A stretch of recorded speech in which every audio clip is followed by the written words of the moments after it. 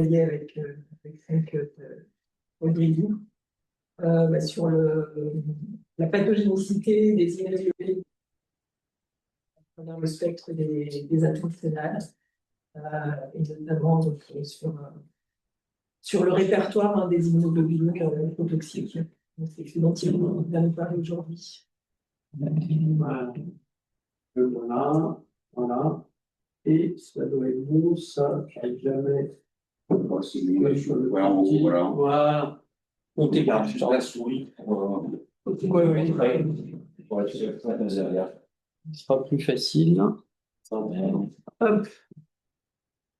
Bon, merci pour l'invitation déjà. Donc effectivement, donc là on va parler essentiellement, je ne veux pas vous refaire la classification des NGRS. On va parler séquençage des immunoglobulines. Donc je vais un peu décrire la technique qu'on utilise actuellement. Donc c'est fait dans le laboratoire de Limoges. C'est fait en routine maintenant, c'est-à-dire vous pouvez le prescrire de n'importe où en France. Et donc, c'est une technique qu'on a appelée, il fallait bien trouver un nom, mais ce n'est pas un nom qu'on a pris au hasard, qu'on a appelé RACE-REPSEC. Et donc, je vais vous expliquer un petit peu la technique et dans quelle indication on l'utilise et dans quelle indication c'est rentable. Alors, en fait, REPSEC, ça veut dire répertoire, séquençage du répertoire B. Donc ça, en fait, c'est pas une technique qu'on a inventée, c'est une technique qui a été développée il y a une quinzaine d'années, surtout, en fait, grâce aux techniques de séquençage haut débit. Donc, c'est quoi le répertoire B? C'est que grâce aux techniques de séquençage, eh ben, on arrive à amplifier, pas la totalité, mais on va dire la grande majorité des immunoglobulines produites chez un patient. Donc, en gros, c'est de la biologie moléculaire avec des techniques de PCR, des techniques où on passe dans le séquenceur Illumina. Et après, surtout, c'est ça le plus important, c'est l'analyse bioinfo, qui est quand même une étape majeure. Et donc, finalement, il y a pas mal d'immunologistes qui considèrent que ça représente en fait une électrophorèse des protéines sériques moléculaires. C'est-à-dire qu'on a finalement l'ensemble des immunoglobulines qu'on voit sur cette électrophorèse, donc la quasi-totalité des immunoglobulines s'animent en gamma. Et donc, en fait, on étudie cette zone et c'est défini ce qu'on appelle en clonotype. Donc, un clonotype, c'est quoi? C'est tous les petits points qui représentent un domaine variable unique et un domaine de jonction unique. Donc, finalement, quand on parle de gamma-pathie monoclonale, ce qu'il faut bien comprendre, c'est que au niveau moléculaire, c'est le même domaine variable et le même domaine de jonction.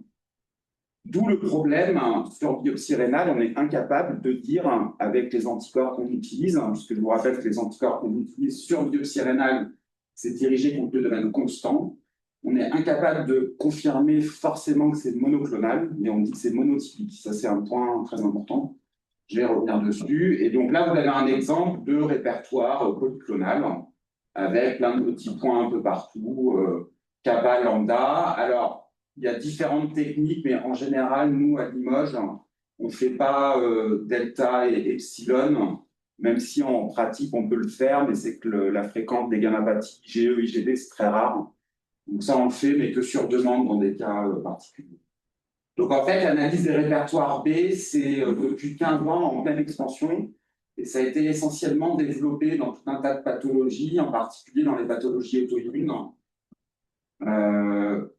Dans les infections, donc il y a eu, ça c'est les premiers papiers, mais après il y a eu tout un tas de papiers, en particulier sur le Covid, où ils ont essayé de trouver une signature moléculaire, ce qu'on appelle également un biais de répertoire. Et donc il y a également beaucoup de travaux. Donc à Limoges, il y a une équipe qui travaille aussi sur la néphropathie IgA, où ils essaient de trouver des signatures moléculaires permettant soit de prédire, soit de voir l'évolution de la néphropathie IgA.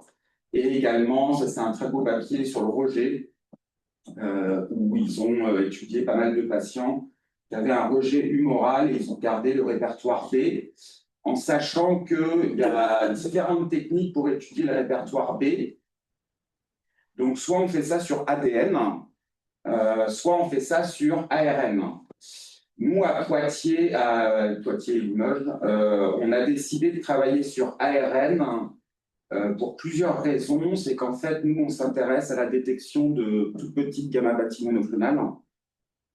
Et donc, en fait, quand on regarde une cellule qui produit l'immunoglobuline monoclonale, donc le plasmocyte, eh ben, vous avez entre 100 et 10 000 brins d'ARN, alors qu'une cellule plasmocytaire, si on regarde l'ADN, il n'y a qu'un brin. Donc, potentiellement, sur un plan théorique, on s'est dit, bah, il y a une sensibilité qui va être supérieure à l'analyse ADN, qui est faite actuellement dans beaucoup de laboratoires, en particulier à Toulouse, où dans le myélome, ils font du séquençage ADN et ils font leur maladie résiduelle du myélome sur ADN.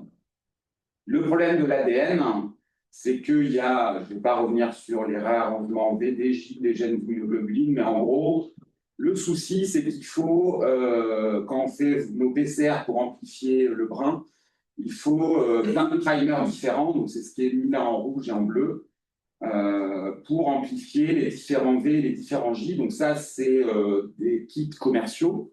Donc il y a le Clonotype qui existe. Donc un, ça coûte cher, et deux, on n'amplifie pas forcément toujours. Alors, c'est vrai que l'intérêt de travailler sur ARN, hein, c'est pour ça qu'on a appelé ça la RACE-PCR, c'est qu'en fait, on fait une première étape de RACE-PCR, donc on rétrotranscrit notre ARN en ADN-C, et ensuite, il nous suffit d'avoir 5 primers pour amplifier l'ensemble du répertoire du patient. Donc, un primer kappa, lambda, donc gamma, alpha, mu. On peut faire delta, epsilon si on veut, mais nous, on ne le fait pas. Et ça permet quand même, d'avoir moins de primers, donc c'est moins coûteux. Et surtout, vu qu'on travaille sur l'ARN, d'avoir une amplification plus importante. Et surtout, le gros avantage, contrairement à l'ADN, c'est que cette technique de RACE-PCR, ça permet d'amplifier tout le domaine variable, une partie du domaine de jonction. Donc, juste un petit rappel, sur votre brin d'ARN, vous avez le domaine constant, le domaine de jonction et le domaine variable. En fait, cette technique, contrairement à l'ADN, amplifie tout le domaine variable, alors sur l'ADN, en général, on amplifie essentiellement que le CDR3, donc le domaine hypervariable, qui permet de dire que c'est clonal quand même.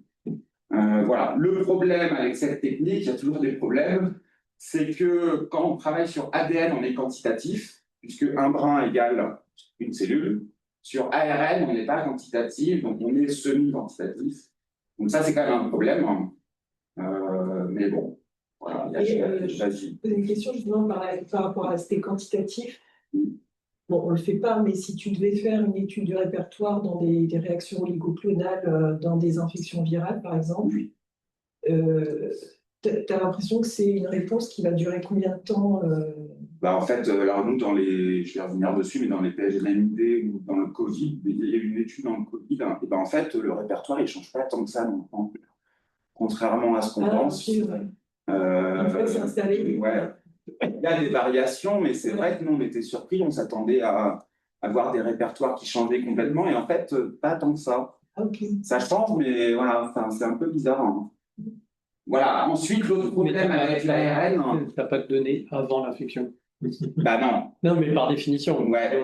Ou alors il faudrait trouver quelqu'un qui ait déjà été. Voilà. Alors, ça a été un vrai problème, c'est quoi les contrôles simples? Et ça, c'est l'éternel problème dans ces études-là. Et dans toutes les études que je vous ai montrées en immuno, tous les commentaires, c'est oui, mais vous êtes gentil, mais vous n'avez pas de contrôle sain. Et c'est quoi un contrôle sain? Enfin, c'est tout le problème. Donc, l'autre problème, c'est qu'on travaille sur l'ARN et contrairement à l'ADN qui est parfaitement stable dans le temps, hein, ça peut être stable plusieurs centaines de milliers d'années, l'ARN, c'est très fragile. Hein, et donc, ce qui a vraiment transformé un peu notre pratique, c'est ça, tout bêtement. C'est du RNA later, donc un produit qui permet de conserver l'ARN. Et donc, grâce à ces techniques de conservation de l'ARN, maintenant, c'est des échantillons qu'on peut envoyer à température ambiante. Et c'est stable 15 jours, enfin une semaine, on va dire, à température ambiante. Et à 4 degrés, c'est stable pendant 15 jours, mais ça change tout. Et dans certains cas de recherche, hein, ça c'est plutôt ce qu'on utilise en routine pour vraiment avoir une qualité d'ARN conservée. Dans certains cas de recherche où on nous envoie des biopsies de moelle osseuse, ou des biopsies de plasmocytomes, ça dans le PUMS, je vais vous en parler. On utilise ça. Voilà. Donc ça, c'est un exemple de... Je vais juste fermer la porte. Ça, c'est un exemple de résultat chez un patient assez simple, où finalement, vous avez votre pic à l'électrophorèse, vous avez une immunofixation qui montre une IgG kappa, et on a fait le répertoire, donc notre technique reste PCR, et donc vous voyez qu'il y a bien un clone gamma 1, donc c'est ce gros point là. Et donc, en fait, on arrive quand même à être un peu quantitatif parce qu'on exprime en pourcentage de ce clone par rapport à tous les autres clonotypes.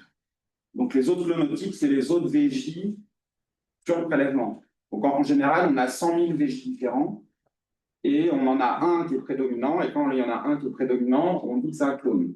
Le cut-off pour dire que c'est un clone, c'est... Alors ça, c'est pareil, ça a été tout un travail. On considère que c'est clonal à partir de 2%. C'est discutable aussi, mais bon, voilà. Et donc là, vous voyez que ce patient, il a bien un clone IgG, et en plus, on peut dire que c'est du gamma 1, et on arrive à avoir la séquence complète du domaine variable, et c'est du J1, donc c'est du VH1J1, et la chaîne légère, c'est du VK127, donc bref, ça, c'est pas grave. Voilà, et donc...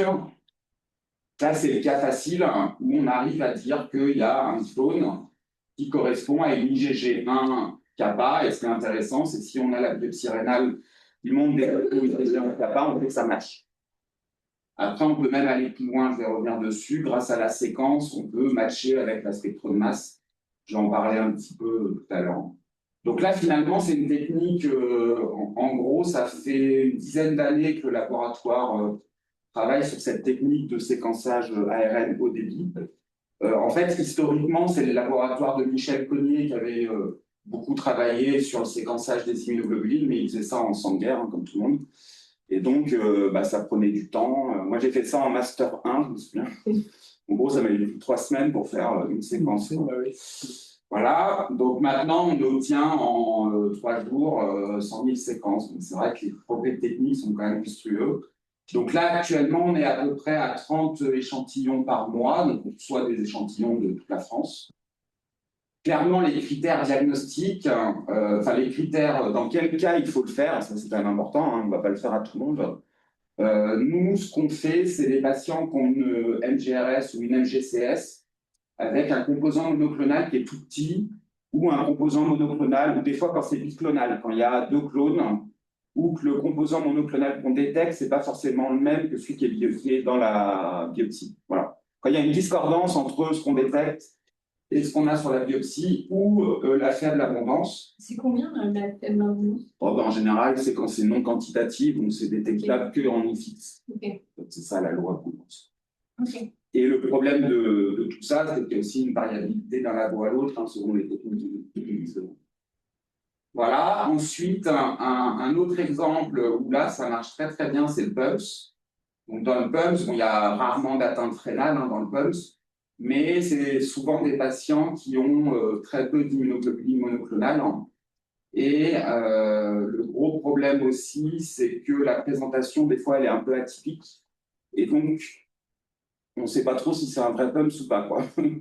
Et donc là, je vais vous montrer les résultats qu'on a dans le PUMS qui sont assez intéressants parce qu'on trouve des mutations récurrentes qui permettent presque de confirmer de manière moléculaire le diagnostic de PUMS. Et alors ça, c'est plus du domaine de la recherche. C'est on essaie de coupler les données de séquençage avec la spectro de masse, soit sur organes, soit sur sérum. Pourquoi? Parce qu'en fait, vu qu'on a la séquence de l'immunoglobuline, on arrive à détecter les peptides en spectro de masse. Et donc, ça, c'est vraiment quelque chose qui est en plein développement. Il y a plein de labos qui sont en train de s'équiper le spectro de masse sur sérum ou sur biopsie. Et enfin, la dernière technique qu'on utilise, c'est la maladie résiduelle. Donc, c'est vrai que dans le myélome, ils sont à fond dans la maladie résiduelle. Il y a 2 techniques, soit en cytométrie de flux, soit en ADN. Le problème de la maladie résiduelle dans les MGRS, où les clones sont tout petits, c'est que souvent la cytométrie de flux elle est négative, ou voilà. Et donc sur ARN, on a l'impression que c'est quand même intéressant. en sachant que la limite, c'est qu'on n'est pas purement quantitatif, quoi. Mais bon, si vous avez des clones qui passent de 80 à 20, on est content quand même. Juste que je comprenne, parce que je ne suis pas sûr d'avoir tout compris. En fait, la seule façon qu'on a aujourd'hui de montrer qu'il y a un pic qu'on appelle monotypique sur la luminofixation et monoclonal, c'est ça? Ou est-ce qu'il y a d'autres moyens biochimiques, je ne sais pas, la masse, la spectrométrie de masse, je ne sais quoi. Est-ce qu'il y a d'autres moyens aujourd'hui au laboratoire sans... Ah bah l'immunofixation, c'est du clone. C'est du clone. C'est Parce que ça migre. C'est monotypique, mais c'est pas monoclonal. On ne peut pas démontrer que c'est un. Ah, oui, parce que si ça migre exactement pareil, hein, tu as deux bandes en pareil, en fait, c'est que ça migre selon les propriétés physico-chimiques. Donc en fait, c'est si. Malgré L'immunofixation, c'est quand même un très bon examen. Mais moins sensible, du coup. Ah bah ouais, nettement moins sensible. Voilà. Par contre, le problème, c'est l'immunofluorescence sur biopsie. C'est Là, par contre, ce qu'on fait, c'est on ne dit pas que c'est du clone. Et ça, c'est un vrai problème. Enfin, c'est pour ça qu'au début, on a mis les fibrillaires pseudo-amyloïdes monotypiques, on considérait que c'était du clonal, alors que pas du tout. Donc c'est ça, en fait, plus le problème, c'est la biopsie rénale, enfin la biopsie d'organes en IF. Donc ça, c'est le premier papier où on a décrit la technique, hein, où là, dans ce papier, on s'était concentré sur les patients qui avaient une authentique MGRS, pour le coup. Donc on a pris de l'amylose, on avait pris une cryo, je crois, et une gomide, qui avaient par contre soit des chaînes légères, enfin, on avait pris que des patients avec des chaînes légères peu élevées ou normales, et des immunofixations un peu douteuses ou enfin, pas concordantes, quoi. Et donc là, on a trouvé clairement chez tous les patients un clone dans la moelle. Donc ça représente le pourcentage du clone, donc qui est quand même assez abondant hein, chez tout le monde. Donc là, on est à 80% par exemple ici, là on est à 25%, qui concordait avec ce qu'on trouvait sur la biopsie. Et donc ça, c'est un patient qu'on avait eu, hein, avec des dépôts clairement monotypiques lambda, 3% de plasmo, en cytométrie de flux, on n'avait pas de clone, les chaînes légères étaient normales, et quand on fait le séquençage, on a clairement un clone V lambda 2, 8, et le patient, il avait bien une amylose lambda, donc c'est concordé bien avec, et ça c'était le résultat du fixe de ce patient. Vous voyez qu'il n'y a pas de, en lambda, on n'a pas de bande évidente, quoi. Excusez-moi. Ouais. Il y a un truc que je. Enfin, c'est-à-dire qu'en cytométrie, c'était pas monotypique à 3%, ou c'est-à-dire qu'on avait 0,3 en. Ah ben il y avait 3% de plasmo polytypique. Ah, ils étaient polytypiques, Ah bah oui. ils ont trouvé. Ok. Ah bah oui, ils ont trouvé 3% de plasmo. Par contre, ils n'ont pas. Parmi les plasmos. Voilà, exactement. Okay. C'est souvent le problème. Bon, en fait, ils font le panel, au panel, là, le. Ils n'ont pas que le 19, ça veut dire, ils ont. Ah, si, 56, ils sont Attends, ils de ont toute façon, le panel européen, je crois que c'est 6 ou 7, je ne sais plus. Ah, ok. Maintenant, il y a des consensus. En plus, nous, avec Xavier Leleu en hémato. Non, mais c'est bien pour comprendre. Si les biologistes ne nous font pas le panel complet. Mais ça, c'est un vrai problème. C'est qu'on a certains patients qui n'ont pas de clone, mais des tas en cytométrie de flux. Hein. Ça arrive. Hein. Oui, mais des fois, on arrive à trouver les plasmos polytypiques et les monotypiques parmi les polytypiques. C'est pour ça que ah bah oui. Bah, ça, c'est le corps en moelle. Ok. Et sur l'amylose, par exemple, en spectro-rénal, comment dire le B lambda 6, 2 là. Ouais, mais tu arrives à ce même niveau de finesse en termes alors, de répertoire ou pas? En fait, si tu fais de la spectro de masse sur cette biopsie et que tu compares les peptides trouvés en spectro de masse avec ça, oui, ça match en fait. Tu as des peptides qui vont matcher, donc tu arrives, après il faut voir, mais oui, c'est ça en fait. La même finesse d'analyse que toi. Ouais. Mais sauf qu'il faut la séquence complète pour savoir ce que c'est. Je ne fais pas très souvent de spectre de masse. Et est-ce que le 38% de. Pardon, excuse-moi. Je t'en prie, vas-y. Est-ce que le 38% du répertoire, ça veut dire que 38% des plasmos qu'on avait en cyto, c'était des plasmos monoclonés? Alors, bah non, justement. En fait, le problème, c'est qu'on ne peut pas dire. Nous, on étudie la moelle complète. Ouais. Donc, en fait, on lise les ARN de toutes tes cellules. Donc, en fait, on ne peut pas dire qu'on est que sur du plasmo que sur du lymphoplasmo. Ok. Voilà. Donc après, il y a deux approches pour le biais de ça, c'est de faire des tris avant de faire ça. Ok. On l'a fait dans certains cas. Le problème du tri, c'est que ça altère ton ARN. Ok. Donc on l'a fait dans certains cas où ça a marché, mais clairement en routine, C'est pas. Non, c'était pas ça. bah ouais, non, ça c'est la vraie limitation de ça, c'est qu'on ne peut pas dire que le clone il est plasmocytaire ou lympho-plasmocytaire. Et donc il y a tout un tas. Alors après, on peut améliorer ça avec d'autres marqueurs. Ça c'est en cours ça. Ok, ça marche. Mais ça c'est la vraie limitation de l'étude de cette technique. Hein. Et là, tes contrôles, c'était quoi alors? C'est moi, non? Bah ça c'est alors justement c'était du PTI. Il fallait une mois alors qu'on a des Ouais. PTI. Ça marche. Ce qui est complètement parce que le PTI, on peut avoir des oligoclonalités. Bon, mais par contre, quand ils avaient vraiment aucun clone. Vincent, juste pour que Vas-y. je comprenne, ce genre de technique, tu vas le faire au diagnostic. Est-ce que c'est un truc que, par exemple, parce que c'est vrai que ce genre de patient, pour le suivre, c'est la bannière, est-ce que tu vas le refaire à M3, M6, M12, pour regarder si le clone disparaît? C'est ça, C'est exactement ce qu'on fait. Ouais. Le faire aussi pour le suivi. Alors après, nous, il y a eu deux projets. C'était sur le sang. Le problème sur le sang, c'est qu'on n'est pas si bon que ça. Et donc, oui, on refait une moelle à M6, par exemple. Et on regarde si le pourcentage il est en diminution. Voilà. Après, des patients qui négativent leur ARN, ils sont guéris, ceux-là, en fait. Et bien sûr, on compare avec la technique de Toulouse à Limoges. Parce que justement, si tu es en réponse complète hémato, Toulouse, ouais. c'est quoi la proportion de patients qui gardent quand même un microclone en NGS? C'est quasiment. Ah oui, ok, d'accord. Des dossiers où on a vu une négativation complète, je ne sais pas ce qu'on se rend, même pas une main. Quoi. Même après autogreffe, même après ISP. C'est pour ça que probablement, si tu as une ARN négative, tu es bien. Quoi. Bref, ouais. Alors ça, c'est dans le PUMS. Donc dans le PUMS,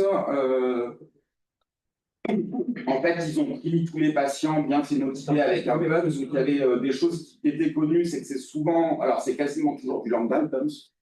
C'est essentiellement les sous-groupes de variabilité V lambda 1,40, 1,44. Et en fait, là, ce qui est intéressant, on ne voit pas, mais c'est que s'il y a une mutation, tout ce qui est en rouge, là, c'est la même mutation récurrente. Dans le CDR1 pour le V lambda 1,44 et dans le FR2 dans le delta 1. Et donc, quasiment, nous, en RCP avec Arnaud Jacquard, quand on a des cas un peu douteux, s'il n'a pas la mutation, on considère que ce n'est pas un PUMS. L'autre intérêt de la technique, c'est que dans le PUMS, si c'est un plasmocytome unique, des fois, ils font une radiothérapie que sur le plasmocytome. Sauf que si on trouve le clone en séquençage, le clone il est quand même dans la moelle, même s'il est tout petit, et donc là, ça incite plutôt à faire un traitement systémique. Voilà. Et alors, donc, compte tenu de la sensibilité de la technique, on l'a utilisé dans les PGNMID. Donc, juste un petit rappel, PGNMID, c'est une maladie purement rénale. Il n'y a pas, et au niveau du rein, c'est purement glomérulaire, il n'y a pas de dépôt extraglomérulaire. Et c'est des dépôts qui sont le plus souvent étroits. Mais vous voyez qu'on peut avoir toutes les sous-classes, hein, IgG1, non, pas IgG4. À ma connaissance, il n'y a pas de PGNMID IgG4. Il y a souvent du complément associé, donc du C3 quasiment toujours et un peu de C1q. Et on confirme le diagnostic par la microscopie électronique avec ces dépôts non organisés qui prédominent souvent en sous-endothélial. Donc les deux diagnostics différentiels, c'est les cryotypes 1 et les immunotactoïdes, d'où l'importance de faire l'AME, parce que clairement, sinon, en microscopie optique, on ne fait pas la différence. Et en fait, c'est une pathologie où vous avez que 30%, alors ça, c'était les premiers papiers, où il y avait à peu près 30% des patients qui avaient une gammapathie monoclonale, avec les techniques classiques, immunofixation, chaîne légère. Et donc, toute la question depuis plusieurs années, c'était est-ce que c'est vraiment une MGRS ou est-ce que finalement, c'est des dépôts monotypiques, mais qu'il n'y a pas de lien avec une gammapathie monoclonale à proprement parler. Donc ça, c'est ce qu'on a fait. En fait, on a repris tous les patients entre 2017 et 2023 chez qui on avait une moelle disponible pour l'ARN. Et donc, avant que la technique soit faite en routine, c'était la première phase, on faisait que kappa lambda en séquençage pour voir s'il y avait un clone en kappa lambda. Et donc, après, on a fait ce que je vous ai montré, c'est-à-dire le répertoire complet, kappa, lambda, gamma. Et donc, ce qu'on a mis en évidence par cette technique, c'est que finalement, le taux de détection de clones n'était pas vraiment meilleur que les techniques classiques, on va dire, puisqu'on avait 43 patients qui n'avaient aucun clone, même avec le séquençage. 13 patients qui avaient un clone, bon, c'est pas facile à lire là, mais en gros, on avait surtout du PSGNMID IgG, c'était essentiellement de l'IgG3. Et vous voyez, quand c'est IgG3, on n'avait que 2 patients, c'est les deux là, qui avaient un clone en kappa, et en lambda, c'est en rouge. Donc il y avait 2 patients IgG3 kappa qui avaient un clone, un patient IgG3 lambda qui avait un clone, et donc les 38 autres n'avaient pas de clone. Par contre, le taux de détection du clone, il était variable après selon les autres sous-types. Ce qu'il faut retenir, c'est que quand c'est IgG chaîne légère, il y a toujours un clone quasiment. Quand c'est IgM, c'est à peu près 50%. Quand c'est IgA, c'est un peu compliqué, surtout si on inclut les IgA lambda monotypiques. Là, je crois qu'on avait mis essentiellement d'IgA kappa. Bon, ça, c'est un autre débat, les IgA monotypiques. Donc ça, c'est ce qu'on a trouvé en microscopie optique sur les différents sous-types de PSGNMID. Ouais, vas-y. Oui, justement, c'est intéressant là, par rapport à la sécrétion d'une chaîne légère monoclonale, parce que justement, ça en condition de réponse immunitaire antivirale, anti-infectieuse, je sais pas quoi, tu peux jamais l'avoir, ça, en fait, avec une réaction oligoclonale, une chaîne légère isolée. Ah bah non. Ouais. Donc c'est forcément, de toute façon, un clone plasmocytaire à ce moment-là. Ou la plasmocytaire. C'est logique. Oui. En fait, quand c'est des réponses oligoclonales, tu as ton plus gros clonotype, il est à moins de 3%. Là, d'ailleurs, on a augmenté, on a mis 3% pour être sûr, pas 2%. Mais en fait, quand tu as une réponse virale, tes clonotypes les plus abondants, ils sont à moins de 2% tous. Même dans un EPV. Ouais, alors, on n'a pas vraiment. Dans le Covid, on l'a fait beaucoup. Après, je ne sais pas s'ils ont fait des EPV, je ne sais pas ça. Ouais, je ne sais pas. Honnêtement, je ne sais pas dans l'EPV si c'est plus abondant ou pas. Donc ça, c'est ce qu'on avait sur les biopsies rénales. Donc en fait, là, le message, c'est juste pour dire que la microscopie optique, c'est totalement non spécifique, avec la membrane proliférative, la proliférative endocapillaire, là, c'est plutôt du mésangial. L'IF, très important, c'est que quand c'est du gamma, il faut faire les sous-classes. Donc là, c'était du gamma 3 kappa. L'IgM, le gros problème des PSGNMID IgM, c'est de faire le diagnostic différentiel avec la cryo. Donc là, sans ME, on passe à côté. Enfin, on ne sait pas. Même avec la ME, des fois, c'est pas facile. Voilà. IgA, le gros problème, c'est quand c'est d'IgA lambda, vu qu'on sait que les bergers, ils sont souvent souvent, ils sont parfois monotypiques lambda, c'est compliqué.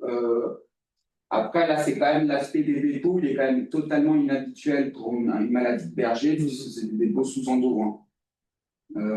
Bon, voilà. Et les chaînes légères seules, donc là, c'est clairement le plus souvent associé à une maladie hématologique. Donc, en fait, il y a selon le sous-type de PSGNMID, il y a une fréquence plus ou moins importante des MGRS. En fait, c'est ça le truc. Et donc, finalement, PSGNMID, c'est comme souvent en néphro, c'est pas une maladie, c'est une description anapath.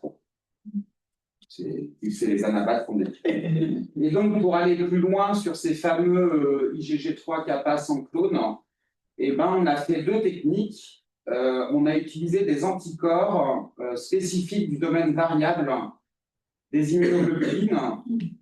Donc ça, c'est des anticorps qui avaient été développés par une équipe américaine. C'est Salomon, qui était un professeur qui travaillait beaucoup sur la myose.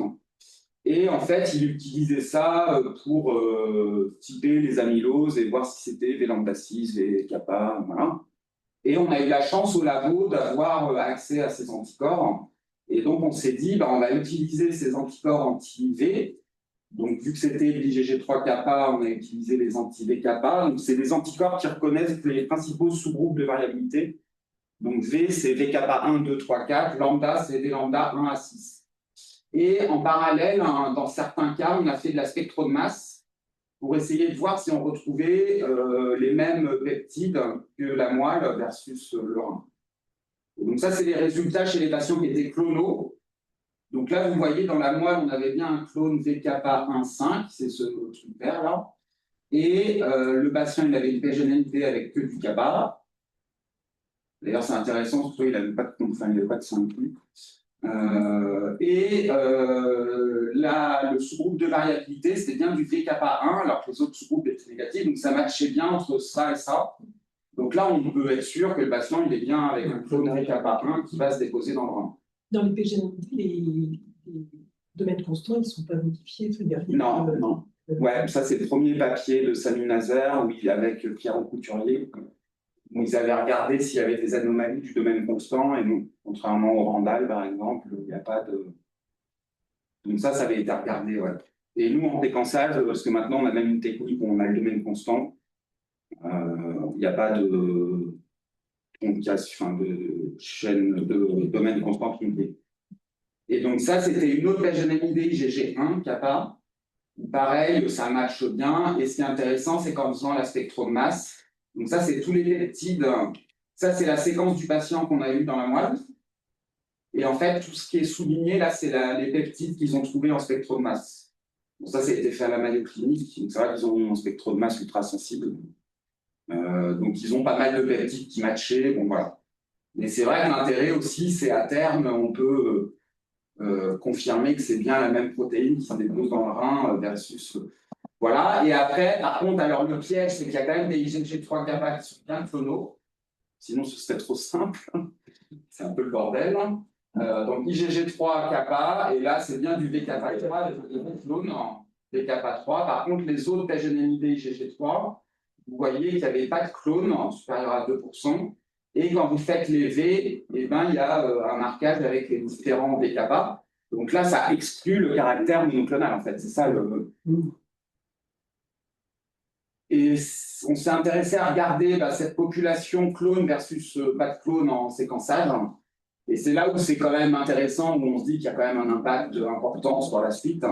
C'est que les patients qui n'ont pas de clone, déjà il y en a plus, 43 versus 13, ils sont plus jeunes.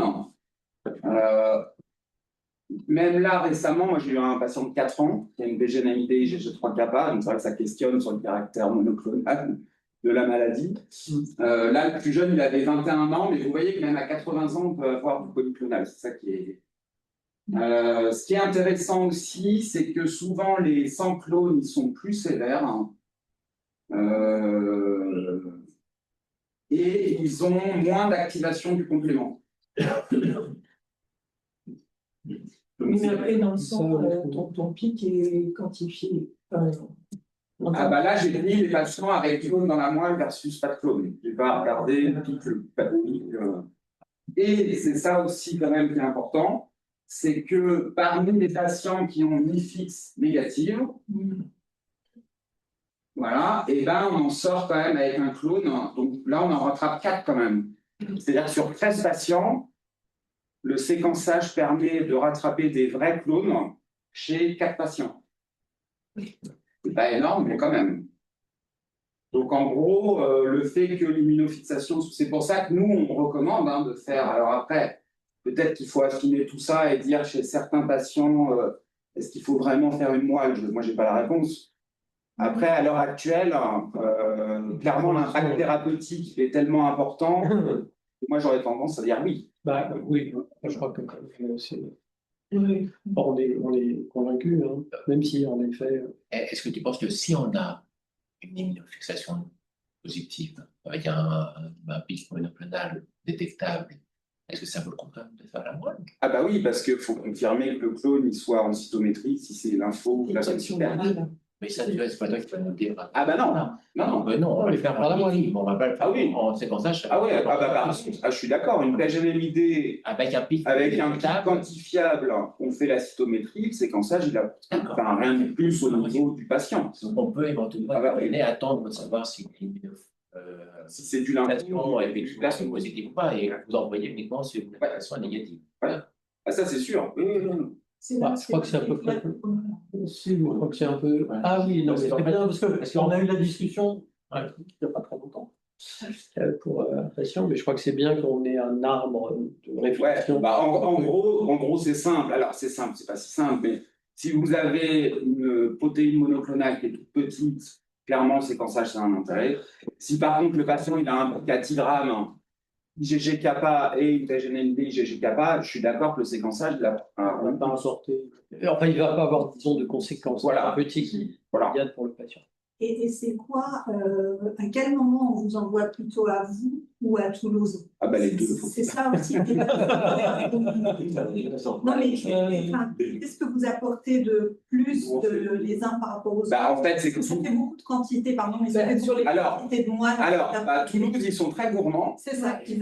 Clairement, nous 0,5 ml, ça suffit. Oui, oui, bah ça j'avais noté. Voilà. Donc En fait, Vendre par contre, des trucs Toulouse, ils exagèrent un peu, parce qu'il leur faut 5 ml des fois, enfin, il leur faut 10 même, bah, ils exagèrent. Oui, parce qu'elles font juste Le RGS, Ouais, alors c'est vrai que c'est toujours pareil, ça dépend de la pathologie, ça dépend. mais ils font juste la recherche de clones. Non, ils font la cytonétique en fait, voir si ça fait donc la T1114, T414. C'est pas fait à coucher. c'est parfait, c'était après 5 c'est souvent arrêté. C'était 5 avant, ouais. C'était simple, c'était assez facile. Parce Non, que- mais c'est vrai qu'on est en pleine réflexion, si tu veux, pour savoir comment est-ce qu'on fait. Ouais. Et- Bah, moi, en et les gros, patients aussi. Bon, voilà. En gros, clairement, si ton clone il est tout petit, ça vaut la peine. S'il n'y a pas de clone. pas de clone, faut envoyer. Par contre, Toulouse, c'est le même problème. Si le clone il est tout petit, ils vont rien sortir, hein, même avec leur 10 ml de voile. Hein. À chaque fois, ils vont répondre pas de plasmocytes clonaux, donc ils facturent plus de 1000 euros. Départ. Le mille, en fait, Ben voilà, 2000. Donc c'est vrai que bon. on pose la question. Ah bon, on va arrêter, hein. Non, mais moi, à mon avis, en fait, C'est sûr qu'il n'y a plus personne qui fasse Pardon. le cardio de base. alors, Cario, oui, ils font. Bah, après, c'est vrai que Toulouse, l'avantage, c'est qu'ils ont après l'ADN, et si on peut avoir un suivi en maladie résiduelle, c'est intéressant. Moi, à mon avis, ce qu'il faut retenir, c'est si le clone il est tout petit, Toulouse, ça vaut pas le coup. Parce qu'ils ne trouveront rien. Enfin, si par contre, c'est un clone normal, il faut plutôt privilégier Toulouse pour avoir la cytogénétique. Voilà, Ça va c'est ça. nous aider à faire notre arbre, justement. Mais j'ai l'intérêt de ce genre de discussion. C'est quoi la ligne underline clone que tu as mis avec l'astérisque? Ça veut dire quoi? L'avant-dernière ligne. Bah, qui est pas du tout. Bah, que là, en fait, il y avait, alors c'est logique, hein, c'est que chez les patients, c'est la cytogénétique, cytométrie, pardon. Cytométrique, d'accord. Ouais. C'est cytométrique, ok. Donc, vous voyez qu'en cytométrie, sur des tout petits clones, la rentabilité. Alors après, c'est pas que du local, hein. C'est de la cytométrie de flux qui a été faite un peu partout. C'est ça un peu le. Pas toujours fiable. C'est pas toujours standardisé en fait. Ça, on l'a mis dans les commentaires de limitation, c'est pas standardisé. Donc c'est vrai que mais ça, c'est toujours la vraie vie. Enfin, il suffit que le prélèvement ils sont un peu dilués aussi. Enfin, c'est le bordel quoi. Mais après, avec les fichiers de cytométrie, vous pouvez les réanalyser.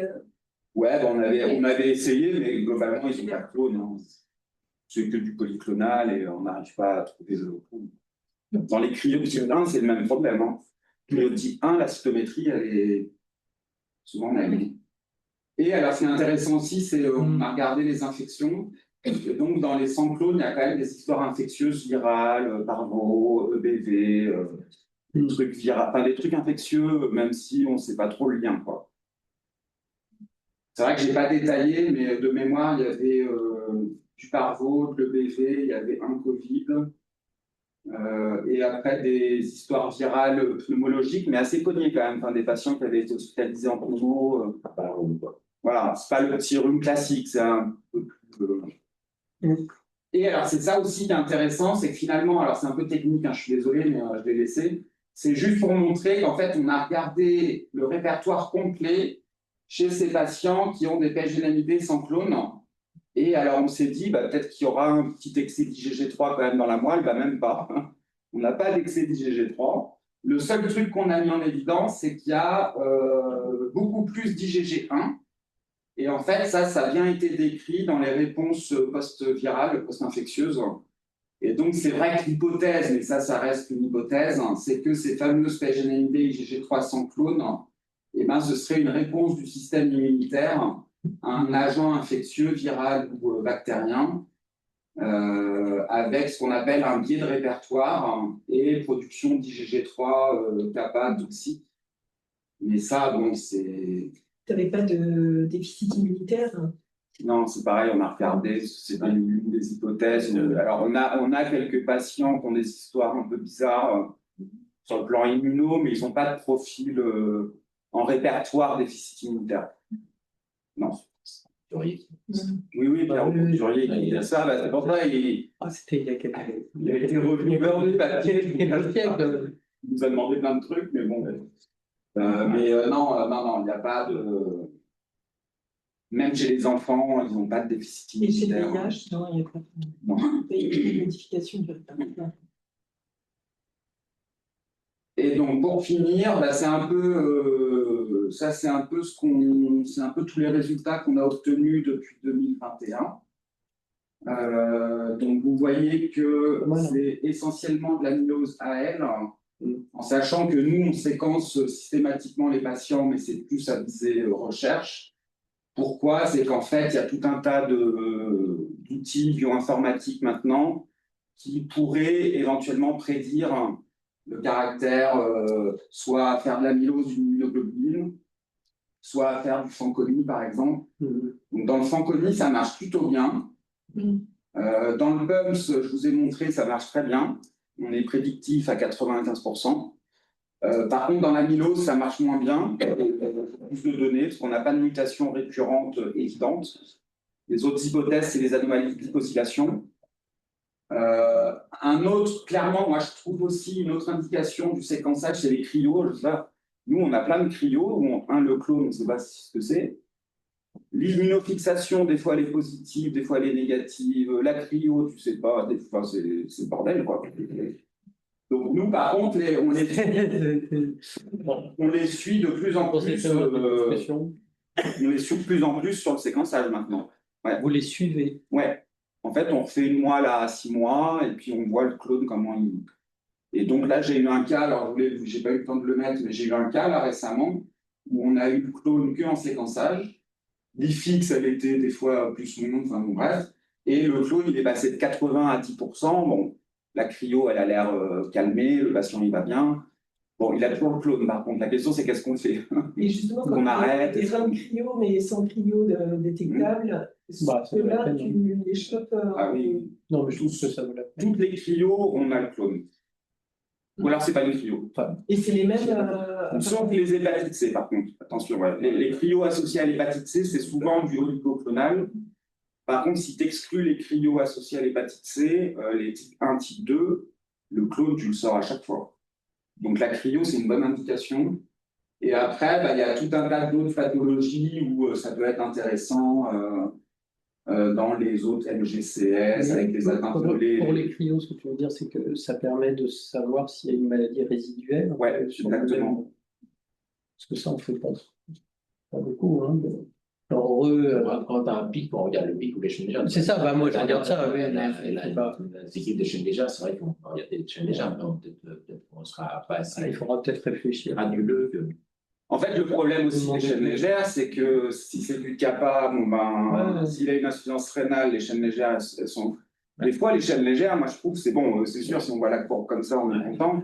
Mais c'est vrai que des fois, les chaînes légères, quand elles ne sont pas très élevées au début, c'est. Donc, moi en fait, pour être simple, cette technique, elle est utile quand le clone est petit. Puis voilà. En fait, il faut être simple. Et les cryo VHC, que tu as traité, mais tu gardes un petit clone derrière, tu fais quand même une moelle.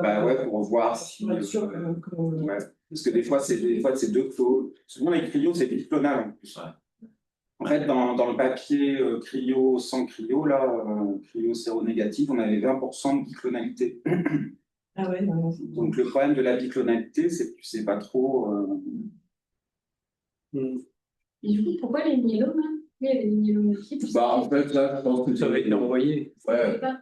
oui. Ok. Voilà. Après, il y a. En fait, oui, c'est que des fois, ils font On des va prélèvements. peut-être on va faire de la juste prescription si je Ouais. peux. L'autre chose aussi, c'est que des données de séquences complètes dans le myélome, il y en a très peu. Hein. Parce qu'en fait, dans le myélome, ils s'intéressent au CDR3, mais des données de séquences complexes.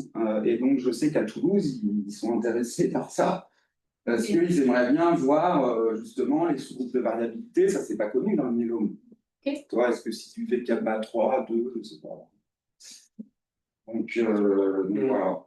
Voilà, bah, je crois que j'ai fini. Moi, je remercie bien sûr les équipes. Alors, c'est surtout hein, l'équipe de Limoges, bien sûr. Donc, c'est Virginie Pascal, c'est l'immunologiste qui gère ça. Christophe Sirac, il est plus sur le versant recherche. Hein, il fait études avec Poitiers, bien sûr. Voilà.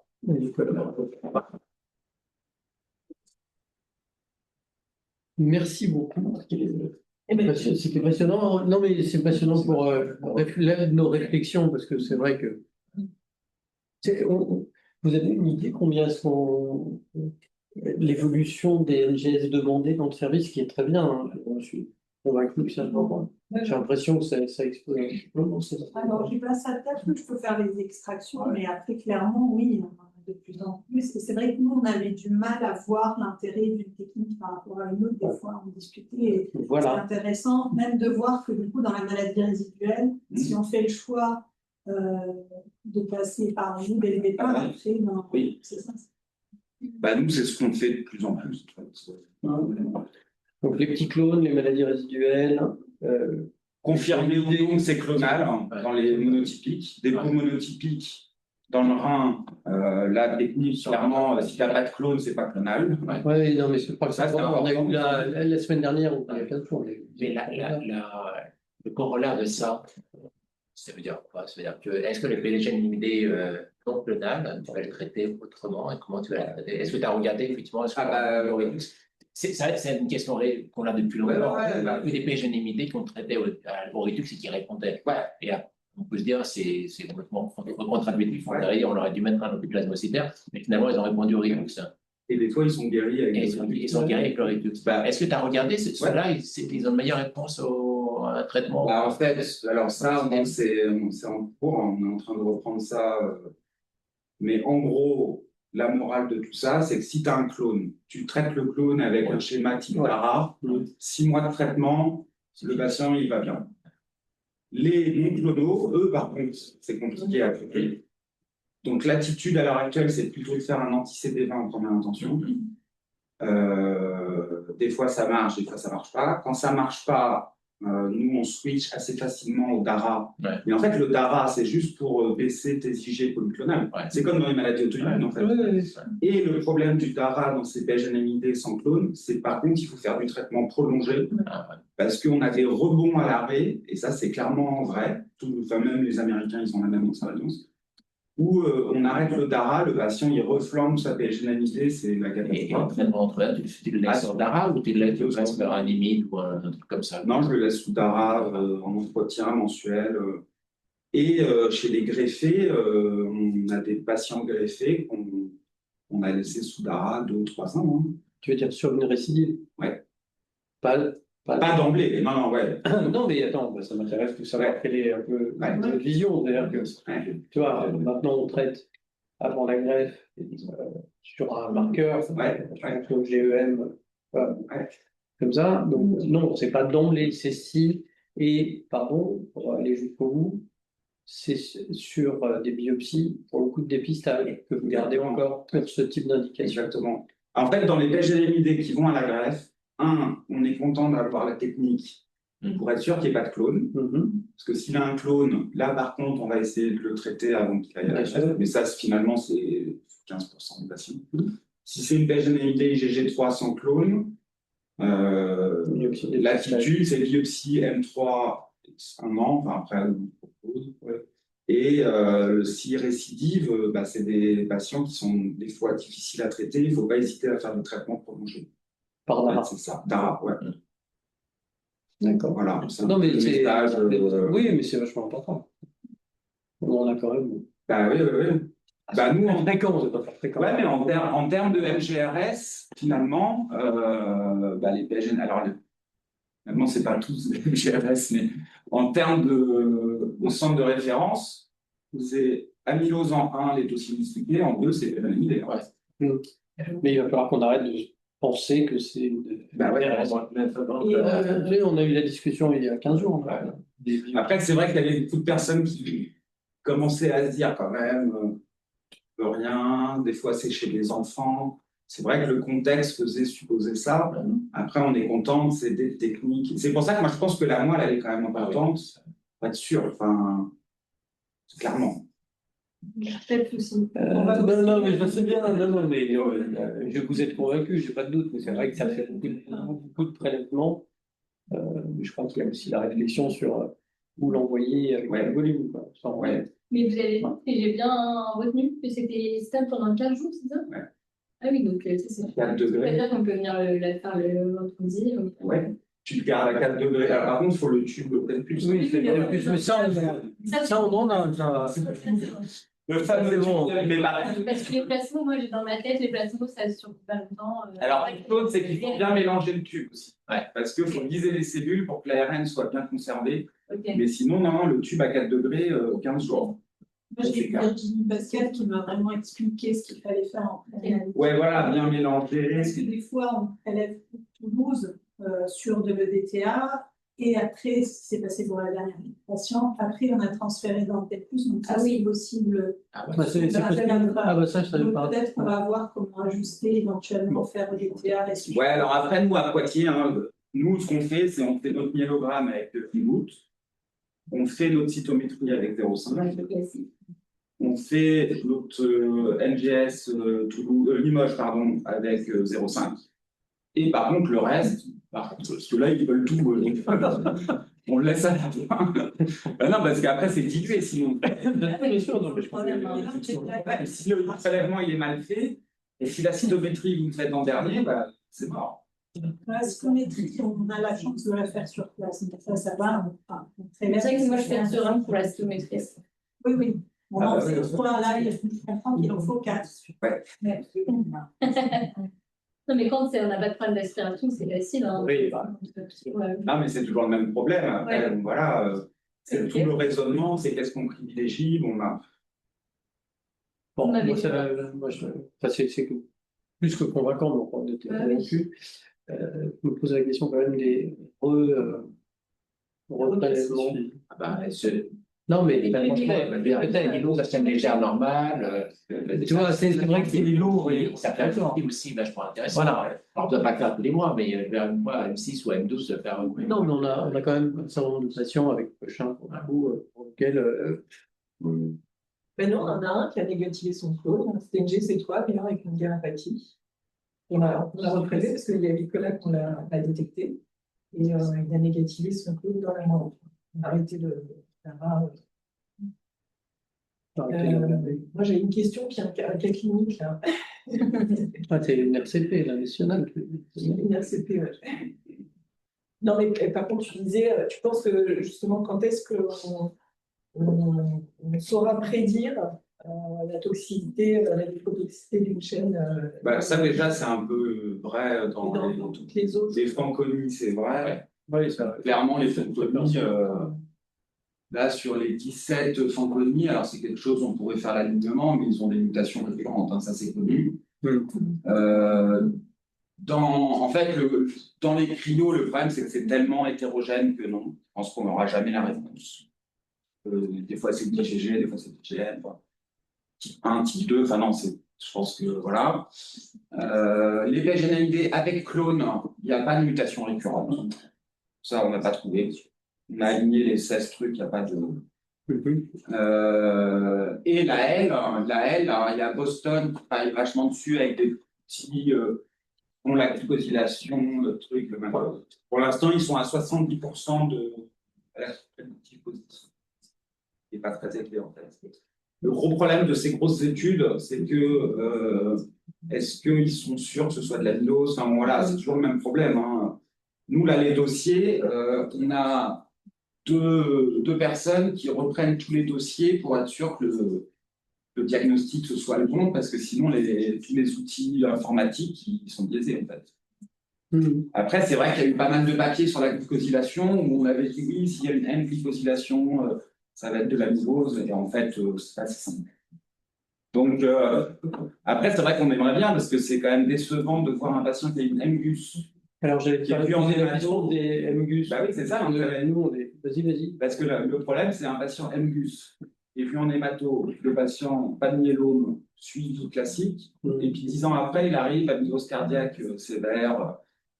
Donc c'est vrai que si on avait un petit score qui nous dit attention, celui-là est à risque, c'est ça en fait. C'est surtout pour ces patients-là, je pense, intéressant. Et dans les autres MGCS, justement, tu as du recul, toi, sur la dermato, par exemple? Non, bah, après, ça, c'est.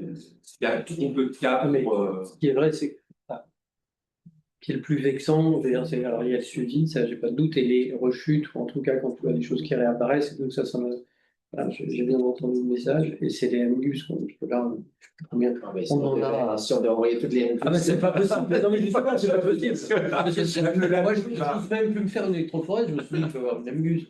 Il faut le voir. Bon, Là, chez les MGUS, non, mais. Ah non.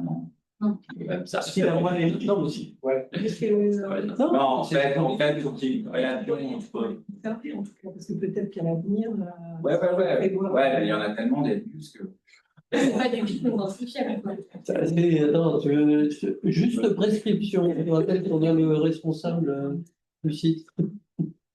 Bon. Après, c'est le même problème, c'est le financement. Et en plus, là, il va y avoir une réforme sur le RIHN. Là, Oui. là c'est tout le bordel, quoi. Pour la microscopie électronique, on est en RIHN. Là, on est en RIHN. C'est compliqué, quoi. Compliqué. Oui, là, c'est pris en charge que s'il y a une MGRS avérée, quoi. Non, pas forcément, mais. Non, c'est pris en charge de toute façon. C'est un RIHN. C'est-à-dire que l'hôpital paye la moitié du prix. En fait, c'est ça le. Donc, en gros, pour l'hôpital, ça ne coûte pas si cher que ça. Je crois que c'est 400, je crois. Nous emmerde pour les urées.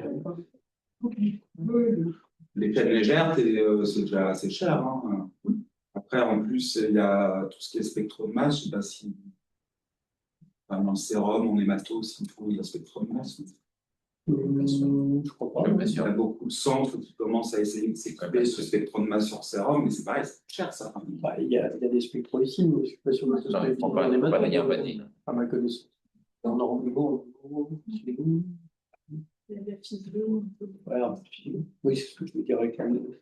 Ok, bon, c'était passionnant. Je vais éteindre, je vais arrêter l'enregistrement. Cette fois, c'était vraiment passionnant. Et nous, Vincent, on voulait parler de. Tu sais, je t'avais parlé de cette technique. Et j'ai fait ça, c'est